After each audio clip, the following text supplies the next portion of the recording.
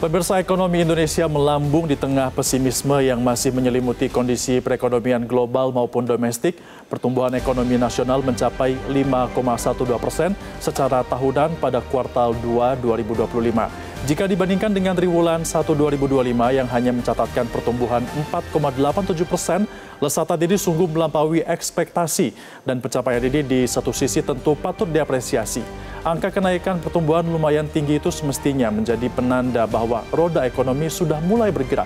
Inilah dia editorial Media Indonesia untuk edisi Rabu 6 Agustus 2025 dengan tema Jangan Bergantung Terus pada Konsumsi bersama saya Febrian Ahmad. Anda juga bisa berpartisipasi dan berinteraksi melalui telepon interaktif di nomor 021 583 99100. Dan pagi ini telah bersama saya anggota Dewan Redaksi Media Group ada Aris Fadila. Mas Aris, selamat pagi. Pagi Febrian. Ya. Mas Aris, capaian yang sudah diumumkan oleh BPS ini kan bisa dikatakan ada di luar prediksi. Bahkan ada yang bilang juga ini mengagetkan. Nah, kenapa bisa demikian, Mas Aris? Iya, karena prediksi beberapa pihak, lembaga, itu menyebutkan bahwa pertumbuhan ekonomi Indonesia di kuartal kedua tidak akan jauh dari kuartal pertama, tidak akan menyentuh 5%. Tapi ternyata kemarin BPS merilis bahwa pertumbuhan ekonomi Indonesia mencapai 5,12% di kuartal kedua 2025. Betul. Ya, jelas ini di luar prediksi, tapi kita lihat poin-poinnya misalnya ya. 3 motor utama yang mendorong laju pertumbuhan ini adalah meningkatnya konsumsi masyarakat, masuknya investasi baik dalam bentuk penanaman modal dalam negeri PMDN maupun penanaman modal asing PMA sebagai respon terhadap stabilitas makro dan insentif fiskal. Kemudian ada belanja modal swasta yang menunjukkan bahwa dunia usaha mulai percaya diri kembali melakukan ekspansi. Nah, kenapa mungkin pihak yang meragukan atau terkejut atau apapun namanya mempertanyakan soal konsumsi, kok bisa konsumsi masyarakat di kuartal kedua itu lebih tinggi dibanding kuartal pertama? Kenapa? Karena kuartal pertama kan ada Idul Fitri misalnya ya. Banyak pihak yang mengatakan ada Idul Fitri yang biasanya konsumsi masyarakat naik, tapi kok tidak setinggi kuartal kedua yang tidak ada apa istilahnya booster atau apalah namanya. Tapi kita mungkin lupa bahwa di kuartal kedua itu ada Idul Adha, ada kalau Febrian ingat banyak libur panjang, long weekend ya. Dan itu terlihat dari data yang dirilis BPS bahwa terutama didorong sektor pariwisata, perhotelan yang menggeliat. Ini kan sejalan dengan tadi yang disebut bahwa ada libur panjang dan segala macam, libur sekolah yang itu mungkin mendorong konsumsi. Oke, di tengah publik yang mungkin belakangan mengatakan bahwa ekonomi kita sedang lesu, tapi tandanya ada peningkatan pertumbuhan ekonomi nasional. Apakah ini memang tandanya roda perekonomian kita sudah berputar mulai baik, Mas Aris? Saya kira kita harus optimis ya. Kita tidak bisa, bukan tidak bisa, gimana ya, BPS itu kan punya metode, punya standar internasional yang untuk merilis. Dan ya kita harus percaya data itu dan tinggal kita bagaimana kalau perlu itu ada ruang diskusi, ada mendetailkan poin-poinnya. Misalnya soal pertumbuhan manufaktur. Betul. Pertumbuhan manufaktur yang di luar dugaan. Sementara kok PMI 4 bulan beruntun berada di bawah ambang ekspansi 50,0. Ya kan, bahwa berarti banyak pengangguran. Kenapa kok manufaktur tinggi tapi pengangguran banyak? Itu mungkin bisa dijawab dengan bahwa manufaktur tumbuh, namun mungkin industri sudah melakukan otomatisasi sehingga tidak menyerap tenaga kerja. Atau ada ini yang bisa menjadi PR dari pemerintah, bagaimana bahwa jangan-jangan bukan tidak ada lapangan kerja, tapi tidak ada kesesuaian antara tenaga yang dibutuhkan dengan ketersediaan keterampilan, mix match-nya, link and match-nya itu yang mungkin harus digali dan itu bisa jadi bahan diskusi. Jadi ada pola perubahan juga ya di tengah industri itu sendiri ya, Mas Aris ya. Baik, pemirsa, kita akan simak dulu selengkapnya seperti pembahasannya, inilah dia.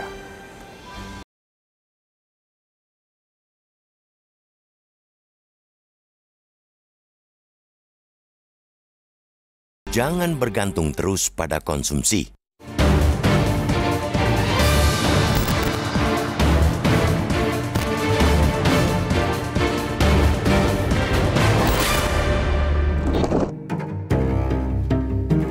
Ekonomi Indonesia melambung di tengah pesimisme yang masih menyelimuti kondisi perekonomian global maupun domestik.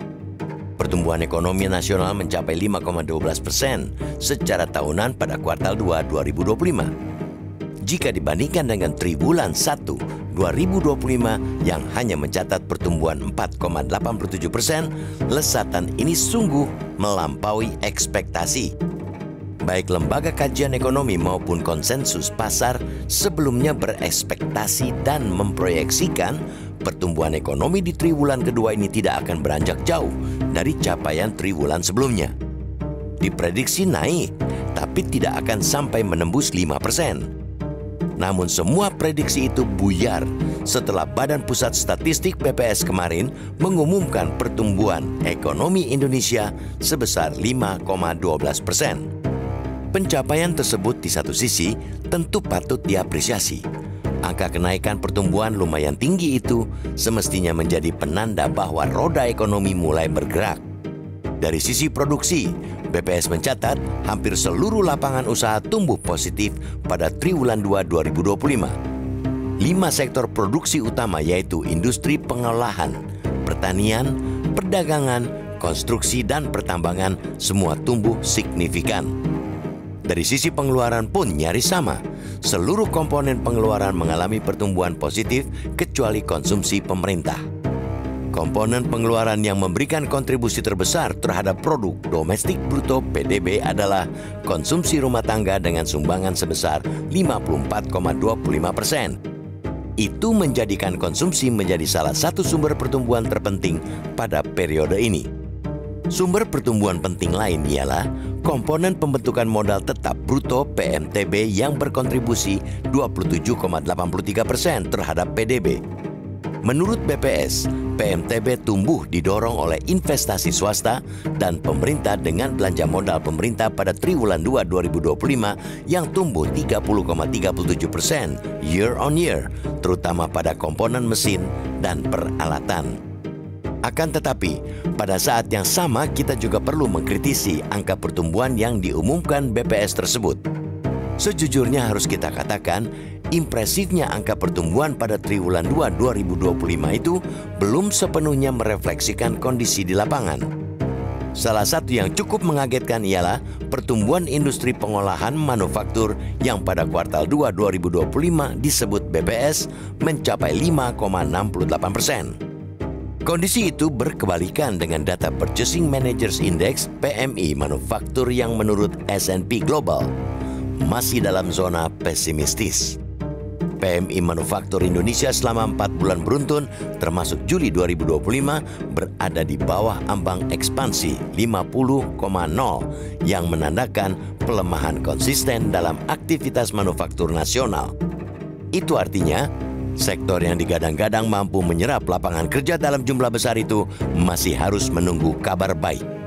Meningkatnya angka pertumbuhan ekonomi yang tidak dibarengi dengan ekspensifnya industri menandakan bahwa struktur ekonomi kita masih ditopang oleh fondasi yang rapuh. Tidak mengherankan jika pengumuman pertumbuhan ekonomi kali ini memantik kekagetan dari sejumlah pakar dan ahli ekonomi. Maka pemerintah perlu segera menjelaskan bagaimana bakal bisa mendorong pertumbuhan ekonomi itu menjadi lebih tinggi di masa-masa mendatang bila kekagetan dan keraguan masih mengiringi. Selain itu, kita juga mesti akui pertumbuhan yang melejit di triwulan 2 2025 lagi-lagi belum memperlihatkan adanya perbaikan kualitas struktur ekonomi meski terlihat stabil dalam kuantitas. Pertumbuhan yang lebih disokong konsumsi rumah tangga dan investasi menunjukkan bahwa pertumbuhan struktural masih absen. Ketergantungan pada konsumsi dan investasi tanpa dukungan kuat dari sektor produksi dan ekspor cukup beresiko, terutama jika bicara soal pertumbuhan yang berkelanjutan.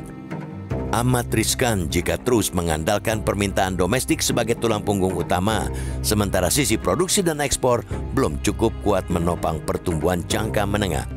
Berbagai tantangan struktural ekonomi tersebut mesti menjadi fokus pemerintah.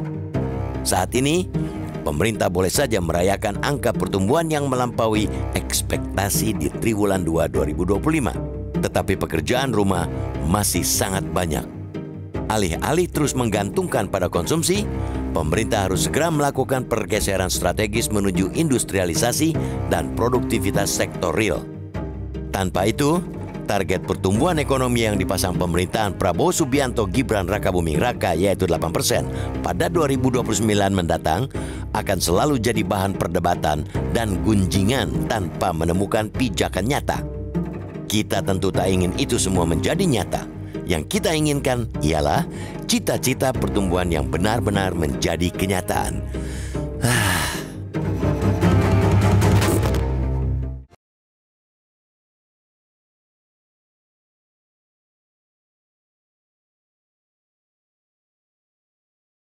Tetaplah bersama kami karena usai jeda pariwara, editorial Media Indonesia masih akan segera kembali untuk Anda.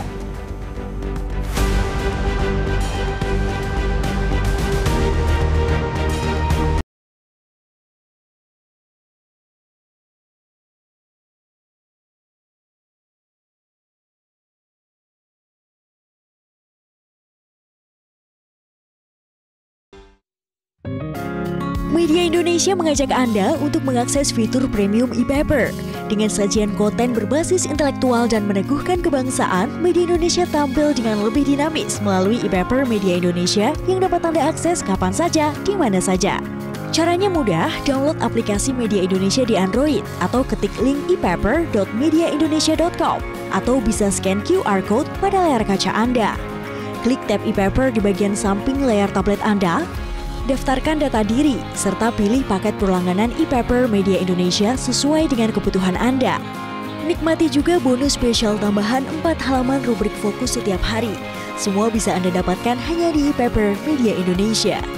Untuk informasi lebih lanjut, hubungi customer service di nomor 0811 1201 2018 atau kunjungi media sosial @Media Indonesia.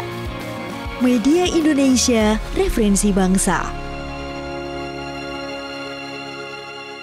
Terima kasih Anda masih bersama kami dalam editorial Media Indonesia dan kita akan menuju ke penelpon pemirsa. Yang pertama ada Bapak Agus Arianto dari Jakarta. Selamat pagi, Pak Agus, silakan. Selamat pagi, Metro TV. Baik, saya komen bahwa kita perlu apresiasi dengan pertumbuhan ekonomi 5,12 di kuartal 2 2025. Tapi perlu dicermati karena masih tergantung pada konsumsi rumah tangga, gitu ya. Jadi pemerintah tentunya harus segera beralih ke strategi industrialisasi dan penguatan sektor real agar pertumbuhan berkelanjutan dapat tercapai, gitu ya. Kemudian yang jadi masalah pertumbuhan ini kan belum disertai dengan pemerataan. Jadi mungkin pertumbuhannya ada beberapa tempat saja, pemerataannya saya kira kok belum secara nasional gitu. Itu nanti jadi masalah seperti zaman Orde Baru, kok pertumbuhannya tinggi tapi tidak merata gitu ya. Oke. Itu aja komen dari saya.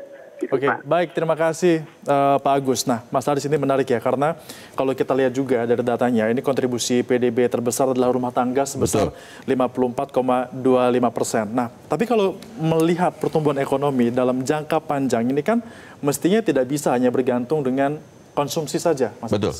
Ya, saat ini kan kalau kita lihat struktur PDB Indonesia masih berat di sisi konsumsi ya, lebih dari 54% dari total. Padahal konsumsi itu kan memang cepat mendorong pertumbuhan, tapi efeknya bisa cepat habis gitu kan. Nah, maka apa yang perlu dilakukan adalah sektor-sektor produktif seperti ekspor, investasi, tadi kita sebut industri manufaktur harus ikut naik. Jika ingin pertumbuhan ekonomi menuju 8% seperti yang ditargetkan oleh pemerintah. Jadi apa yang harus dilakukan? Permudah izin, ya kan? Konsistensi soal kebijakan agar investor itu tidak ragu untuk berinvestasi di Indonesia.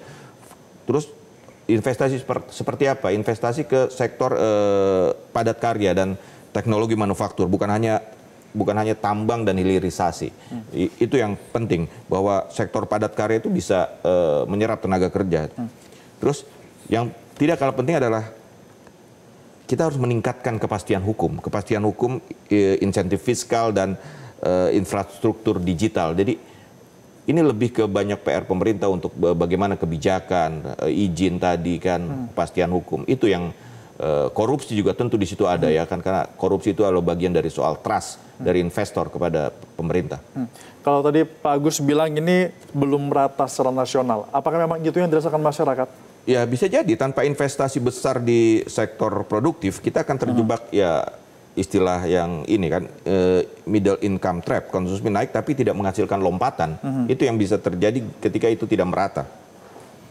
Dan kita harus mendorong manufaktur itu menjadi lokomotif ekonomi. Tadi kita dengar Pak Agus ya, bahwa kita harus bisa menjadi negara industri, kembangkan kawasan industri, kan banyak kawasan itu, dan itu harus terus dikembangkan, buka peluang industri berbasis riset.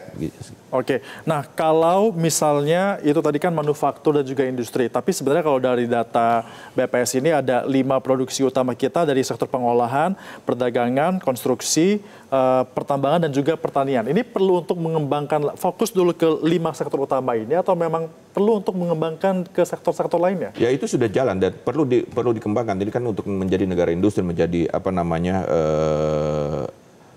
manufaktur ya, bagaimana kita menjadi negara industri. Nah, itu yang harus dikembangkan. Yang tadi Febrian sebutkan itu sudah menunjukkan apa namanya peningkatan dalam data BPS kemarin kan. Baik. Nah, itu yang perlu terus ditingkatkan dan mencari alternatif-alternatif lain.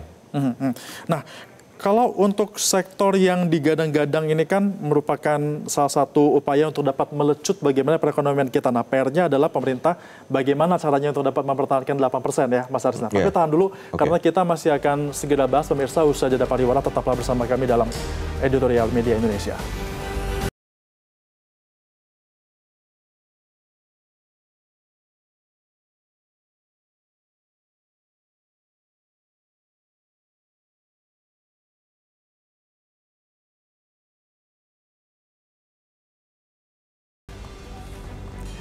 Terima kasih Anda masih bersama kami dalam Editorial Media Indonesia. Mas Aris, kalau kita lihat lagi target dari pemerintahan Prabowo Gibran ini adalah di tahun 2029 ekonomi kita tumbuh di angka sampai dengan 8%.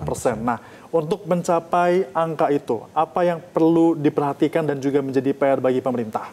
Ya, kalau kita lihat data BPS yang dirilis kemarin ya, pertumbuhan 5,12% adalah ya itu capaian yang patut diapresiasi, namun seperti pepatah, the devil is in the details. Tanpa dorongan kuat dari belanja pemerintah, kita beresiko mengalami pemulihan yang tidak merata dan berjangka pendek. Tadi Pak Agus katakan bahwa pertumbuhan ekonomi ini harus merata, jangan tidak merata. Ya kan, ini nanti akan kembali ke seperti zaman Orde Baru. Oleh karena itu, kuartal 3 dan 4 ini menjadi periode yang krusial untuk mengakselerasi realisasi belanja publik, bukan hanya demi angka statistik ya kan, tetapi demi menyentuh sektor-sektor yang belum pulih dan mendorong pemerataan kesejahteraan seperti tekstil itu kan harus dimodernisasi agar apa, agar tidak ketinggalan dan bisa menyerap tenaga kerja. Kan tadi kita katakan bahwa manufaktur tumbuh tapi kok pengangguran masih banyak. Berarti kan industrinya harus dimodernisasi, harus terus pemerintah juga perlu reskilling tenaga kerja, bagaimana sekolah vokasi sehingga match antara tenaga kerja yang dihasilkan dan kebutuhan di sektor industri. Dan tadi Febrian sebut soal 8%. Kalau pemerintah ingin ekonomi tumbuh hingga 8%, tidak cukup hanya mengandalkan belanja masyarakat. Kita butuh mesin pertumbuhan baru, investasi yang produktif, industri yang kuat, ekspor yang bernilai tambah, dan tentu saja tadi kita berulang kali katakan tenaga kerja yang punya skill masa depan. Nah ini yang PR yang harus diakselerasi oleh pemerintah. Bagaimana tenaga kerja kita ini punya skill yang masa depan, harus dievaluasi pendidikan tinggi kita mungkin. Gitu kan. Nah, itu yang harus menjadi PR pemerintah. Tadi kita sebut kita tidak bisa terus-menerus mengandalkan konsumsi. Terus belanja pemerintah, ya pemerintah mungkin masih transisi, masih ini ya soal belanja pemerintah. Jangan belanja pemerintah habis hanya untuk gaji. Ya kan, itu harus bisa menyentuh langsung masyarakat. Nah, ketika data yang dikeluarkan BPS ini seharusnya kan bisa menjadi sebuah kabar gembira, tapi masih ada yang kaget dengan datanya, merasa kaget seperti itu, Mas Aris. Nah, apa yang perlu dilakukan oleh pemerintah? Apakah data ini sudah menjelaskan atau memang perlu untuk ada penjelasan lebih detail lagi? Saya kira kita harus percaya dengan data yang disampaikan oleh BPS. Bagaimanapun ini adalah lembaga pemerintah dan tidak mungkin, hampir tidak mungkin untuk merilis hasil survei yang tidak benar, katakanlah gitu ya. Jadi sekarang kan bagaimana kita menjaga momentum itu, pertumbuhan 5,12% itu untuk terus kita jaga. Ya, itu. Ini pekerjaan rumah pemerintah juga tidak bisa terlena bahwa oh hebat bisa 5,12. Ya tidak begitu juga, targetnya 8% bukan 5,12 gitu kan. Itu yang harus dikejar, bagaimana mencapai 8% itu. Dan kita tadi sebutkan bahwa belanja pemerintah, industrialisasi, penyiapan tenaga kerja. Artinya sudah ada asa itu ya, Mas Aris ya? Ya. Nah, dan pemirsa, ternyata ketergantungan pada konsumsi serta investasi tanpa dukungan kuat dari sektor produksi dan juga ekspor ini cukup beresiko, terutama jika bicara soal pertumbuhan yang berkelanjutan. Amat riskan jika terus mengandalkan permintaan domestik sebagai tulang punggung utama, sementara sisi produksi dan juga ekspor belum cukup kuat untuk menopang pertumbuhan jangka menengah. Demikian editorial Media Indonesia untuk edisi kali ini. Terima kasih dan sampai jumpa.